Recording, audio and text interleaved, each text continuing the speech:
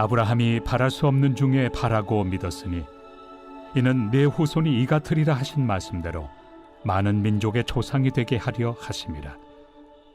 그가 100세나 되어 자기 몸이 죽은 것 같고 사라의 태가 죽은 것 같음을 알고도 믿음이 약하여지지 아니하고 믿음이 없어 하나님의 약속을 의심하지 않고 믿음으로 견고하여져서 하나님께 영광을 돌리며 약속하신 그것을 또한 능히 이루실 줄을 확신하였으니 그러므로 그것이 그에게 의로 여겨졌느니라. 그에게 의로 여겨졌다 기록된 것은 아브라함만 위한 것이 아니요 의로 여기심을 받을 우리도 위함이니 곧 예수 우리 주를 죽은 자 가운데서 살리신 이를 믿는 자니라. 예수는 우리가 범죄한 것 때문에 내줌이 되고 또한 우리를 의롭다 하시기 위하여 살아나셨느니라. 로마서 4장 18절과 22절에서 바울 사도는 아브라함의 믿음이 하나님께 어떻게 의롭게 여겨졌는지에 대해서 말씀하고 있습니다. 아브라함이 갈대아 우르에서 가나안 땅까지 위협을 무릅쓰고 이주를 한 가장 큰 이유는 가족을 얻기 위해서였습니다. 여기서 가족은 1차적으로 자신의 자손을 출산하는 것이지만 저에게는 그리스도 안에서 새롭게 형성된 하나님 나라의 가족으로 적용이 되었습니다.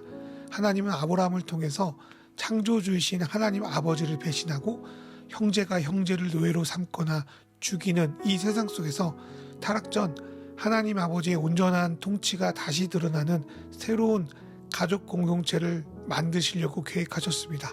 하지만 그 놀라운 비전과 달리 보여진 현실은 매우 참담하고 보이지 않았습니다. 그래서 아브라함은 이러한 가족이 자신을 통해 만들어지는 것에 대해서 하나님과 몇 번이고 논쟁하고 원망하며 때론 포기하려고까지 했습니다.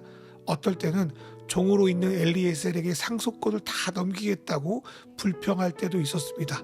또한 100세가 되고 사라의 태가 끊어진 상태에서 하나님이 찾아오셔서 내년에는 아들을 낳을 것이다 라는 말씀을 해도 속으로는 웃으면서 어떻게 100세가 된 사람이 자식을 낳겠습니까? 라고 반문합니다.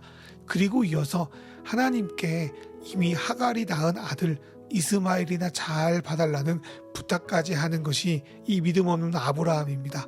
그러나 오늘 말씀에서 바울이 아브라함의 믿음에 대해 표현한 것은 매우 달라 보입니다.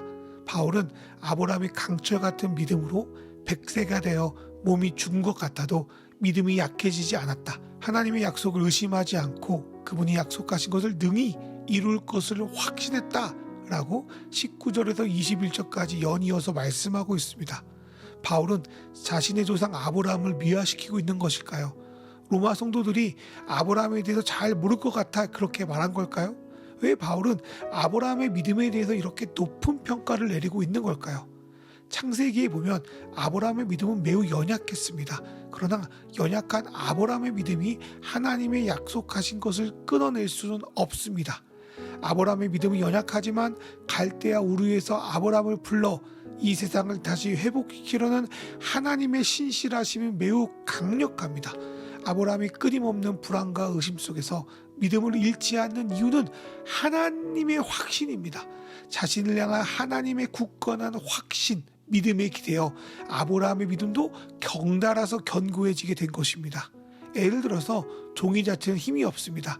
그러나 그 종이가 강철이나 바위 위에 붙어 있다면 그 종이는 매우 단단한 기반을 가질 수 있는 것과 마찬가지입니다. 그래서 오늘 말씀에서 아브라함의 믿음이 강력한 이유는 그 믿음이 아브라함을 통해 새로운 가족을 반드시 세우겠다는 하나님의 100% 언약이 세워져 있기 때문입니다. 물론 의심하고 포기하기 쉬운 상황이었습니다. 지치기도 많이 했습니다.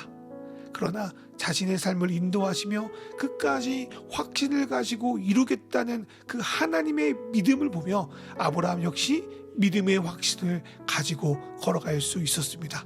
그 하나님의 확신을 자신의 믿음으로 받아들일 때 하나님은 아브라함의 믿음을 의롭게 여겨주셨습니다.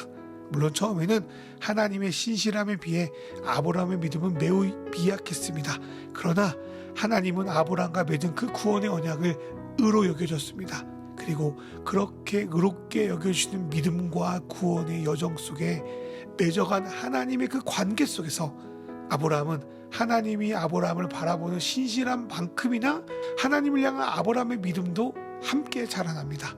그 믿음은 결국 하나님이 소돔과 고모라를 멸망시키기 전 아브라함과 하나님의 일을 논의할 정도까지 자라났으며 마침내 모리아산에서 불가능 가운데도 이삭을 주시는 하나님이 죽은 자 가운데서 살리실 거라는 믿음으로 나아가는 그러한 성숙한 믿음으로 나타나게 된 것입니다. 그것은 예수 그리스도를 죽은 자 가운데서 살리신 하나님을 믿는 우리도 마찬가지입니다. 솔직히 우리 믿음은 연약합니다. 흔들립니다. 그러나 자기 몸이 죽은 자 같이 되어 하나님의 새로운 가족을 절대 못 만들 것 같은 아브라함과 사라를 통해 하나님이 이스라엘 백성 공동체를 세우신 것 같이 예수 그리스도를 죽은 자 가운데 살리신 분이 우리를 살려 공동체로 만들지 못할 이유가 없습니다. 하나님이 죽은 자 같이 된 아브라함을 통해 생명을 태어나게 하셨다면 우리 안에 생명이 태어나지 않을 이유가 없습니다. 하나님이 아들 예수를 죽은 가운데 살리셨다면 그 살리신 것을 믿는 우리도 살리셔서 생명을 영원히 이어가게 하시지 못할 이유도 없습니다. 예수님은 우리가 범죄한 것을 대신해 모든 대가를 치르셨습니다. 그래서 우리는 이제 내 믿음, 내 확신 혹은 내가 뭔가 잘해서 뭔가 구원받는 것이 아니라 오로지 우리를 향해 예수님이 행하신 그 일을, 그 확신을 통해 구원받습니다. 하나님은 약속을 어기거나 그 약속을 지킬 없는 우리와 달리 반드시 그 약속을 지키십니다. 그래서 우리의 믿음은 우리를 반드시 의롭게 하시는 하나님의 믿음과 연결되어 있습니다. 그리고 그 믿음은 우리를 통해 하나님의 가족이 생겨날 거라는 공동체의 믿음으로 나아갑니다. 내 안에 계신 주님의 생명이 우리 안에 하나님의 공동체를 세워가게 하길, 내가 주 안에서 점점 믿음으로 성숙해지길, 우리가 아브라함을 닮아 의심에서 믿음으로, 불안에서 신뢰로, 흐릿함에서 확실함으로 나아가는 우리가 되기를 믿음으로 믿고 소망합니다. 이 시간 주신 말씀 생각하며 기도로 나아가겠습니다.